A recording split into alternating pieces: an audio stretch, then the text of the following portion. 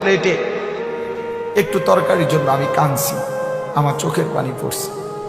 আমি এক কৃষক পরিবারের ছেলে, আমার দাদা কৃষক ছিলেন, আমার চাচা জ্যাঠারা কৃষক ছিলেন, আমার আব্বা আলেম ছিলেন, মসজিদ ইমামতি করতেন, প্রাইমারি স্কুলে মাস্টারি করতেন। 5 ভাই 3 বোনের অভাবের সংসার ছিল।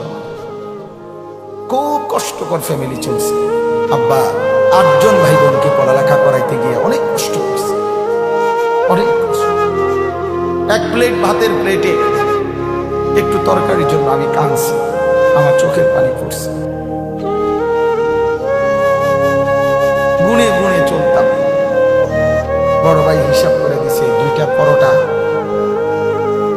2 টাকা করে, 4 টাকা তখনকার সময়, 2 টাকার ডাল ভাজি, এতটুকুই তো নাস্তা করছে।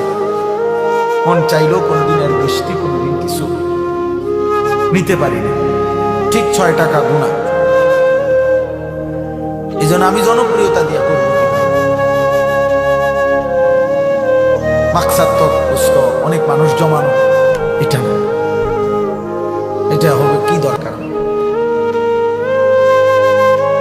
জনপ্রিয়তা ধোকা, ধোকা। কারো জনপ্রিয়তা দিয়া বক্তারও কোনো লাভ হয় না, শ্রোতারও কোনো লাভ হয়। আমারে যদি 1 কোটি মানুষ চিনে, আমার কবর রাজার মাপ তো তা আমি এটা কিনব, আমি কি করবো ভাই বলো? আমারে যদি 10 কোটি মানুষ চিনে, তো তোমাদের কারো কবর রাজার মাপ বলো ছেলেরা, তো তাহলে তোমাদের কি লাভ? তুমি লাফাও কেতার চিনে আমারে না, তুমি এরকম লাফাও কেন? মানুষে চিনে আমারে না, তোমারে তো চিনে না, তো তুমি কিত্তা ফাল মারো? অতএব জনপ্রিয়তা দিয়ে আমারও কোনো লাভ নেই, আপনাদেরও কোনো লাভ নেই। বরং সেজদা দিলে, আল্লাহকে মানলে, ইমান আমলের ভিত্তিতে বক্তারও লাভ, শ্রোতারও লাভ, ইমাম সাহেবেরও লাভ, মুসল্লি সাহেবেরও লাভ। সোজা সোজা হিসাব। এজন্য দোস্ত, তোমরা মাসহুর হয়ে গেছো, তোমরা বুঝো না বাপ। আমরা সারা পৃথিবী আলহামদুলিল্লাহ খোঁজখবর রাখি। আমি জেনারেল লাইনেও পড়ালেখা করছি। আমি কুমিল্লা ভিক্টোরিয়া কলেজ থেকে মাস্টার্স পাস করছি, কওমি মাদ্রাসা থেকে দাওরায়ে হাদিস পাস করছি, সরকারি আলিয়া মাদ্রাসা থেকে কামেল পাস করছি। এজন্য আমি খোঁজখবর রাখি। হ্যাঁ, সায়েন্স বিজ্ঞান বিভাগের ছাত্র আমি। 1998 ইংরেজিতে সায়েন্সে বিজ্ঞান বিভাগ থেকে দাখিল মানে এসএসসি পরীক্ষা সমগ্র বাংলাদেশে ফার্স্ট হয়েছে, 1 নম্বর। সার্টিফিকেট দেখবা আমার কাছে আছে, পাঠানো তোমার কাছে। এই জন্য বললাম, এটা এই অর্থ এই না যে আমরা গ্রামে মাইয়া বিয়ে দিতে চাই, এর লেগে এখানে কেরামতি কোনের লেগে বলছি, আমরা বুঝাইতে চাইলাম যে আমরা এটা বুঝি দোস্ত, দুনিয়ার খোঁজ খবর রাখলাম।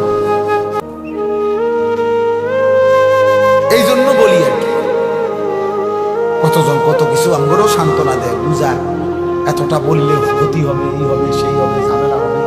ঝামেলা তো হইবে, আমার সন্তানকে ফিরাবে কে নয়?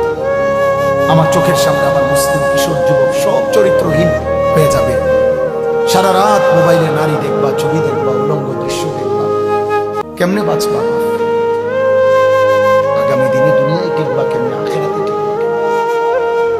ফাকাইফা তাত্তাকুনা ইন কাফারতুম ইয়াওমান ইয়াজআলুল ফিলদানা শিবা। আল্লাহ বলছে, বান্দা তুমি যে আমার নাফরমানি করছো, আল্লাহ বলে কেমনে বাঁচবা বান্দা? তুমি জানো একদিন আখিরাত আর হাসরের মাঠের একদিনে দুঃখ কষ্ট আর পেরেশানিতে কুলের বাচ্চা বুড়া হয়ে যাবে, বুড়া হয়ে যাবে। কোরআন শরীফের আয়াত। রাগ হইও না নওজোয়ান, হতে পারে তোমার 10 বছরে আমার মতো এমন একটা ধমক আর কেউ দেয়। আমি তোমার কল্যাণ চাই। এজন্য স্বার্থপর মা বাপগুলো আজকে সন্তানের ঈমান, ইসলাম, চরিত্র, আখলাকের ব্যাপারে কোনো চট্টবাদ নাই। চোখের সামনে ছেলে 365 দিনের 1 বছরে